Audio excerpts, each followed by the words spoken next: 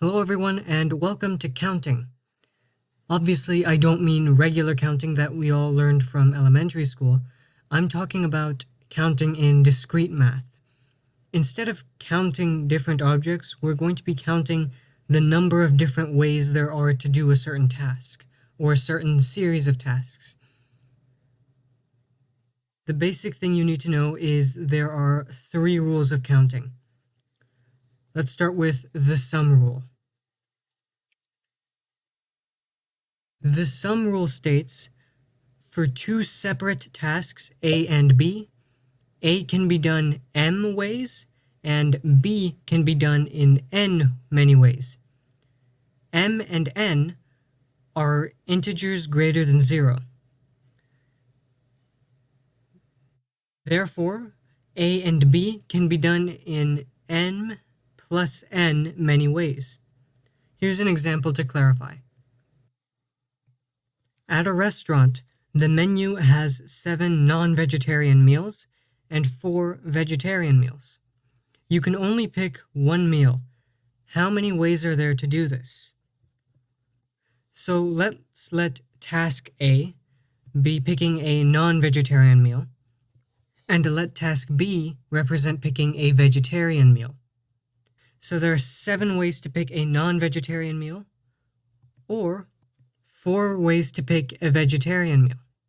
You add those together, that means there are 11 ways to pick a meal from this menu. It's the number of ways to do task A, plus the number of ways you can do task B, and you cannot do both A and B. Now that we understand the sum rule, let's move on to the product rule. The product rule states that for 2 subsequent tasks A and B, A can be done m many ways, and B can be done n many ways. Like before, m and n are integers greater than 0. However, since these tasks are subsequent, meaning you do A then B, you multiply m times n. Let's look at this example to understand how this works. A restaurant has 11 meals and 8 drink options. How many possible meal and drink options can someone order? So we know there are 11 meals to choose from, and 8 drinks to choose from. We pick a meal, and we pick a drink. We multiply them together, and we have 88 possible meal and drink options. Task A was picking a meal. Task B was picking a drink. Now that you understand sum and product rule, it's time to move on to the rule of inclusion and exclusion.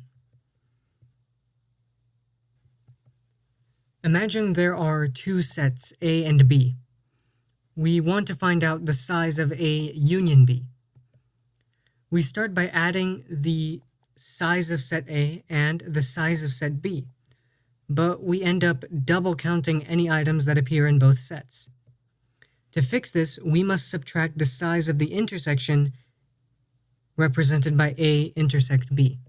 This leaves us with the equation size of A union B is equal to the size of A plus the size of B subtract the size of the intersect of A and B.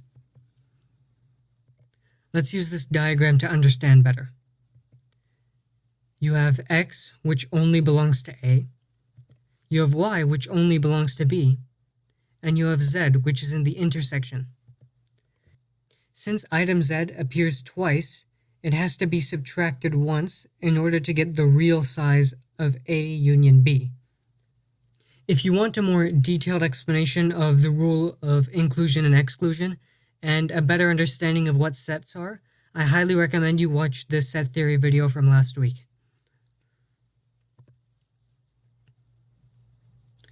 And that's counting in discrete math. We've now gone over 3 of the fundamental rules of counting. I hope you found this video useful, and as always, leave feedback in the comments below.